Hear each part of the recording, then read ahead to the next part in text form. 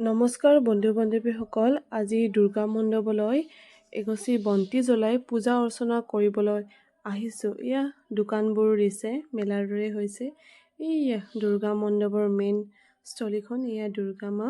এয়া মণ্ডপটো বৰ ধুনীয়া লগা হৈছে।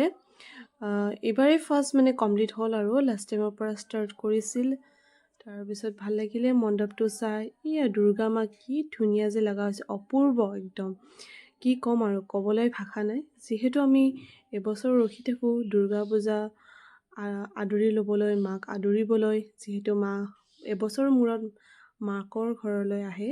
এয়া দেওসকলে অলপ ঢোল তাল নৃত্য দেখুৱাই মাক পূজা অৰ্চনা কৰিছে, আৰু যাতে মায়ে সন্তুষ্ট লাভ কৰে আৰু আমাক আশীৰ্বাদ কৰে। যিহেতু এবছৰ ৰৈ থাকোঁ মালৈ, তো মাক সন্তুষ্ট কৰাটো আমাৰ কৰ্তব্য, নহয়নে বাৰু? এয়া পূজাৰ দুটামান ক্লিপছ আপোনালোকৰ ওচৰলৈ লৈ আহিছোঁ। তাৰপিছত পূজা বুলিলেই জিলাপি, নহয়নে বাৰু? ময়ো অলপ জিলাপি কিনিলোঁ। বাকী বাই বাই গাইজ।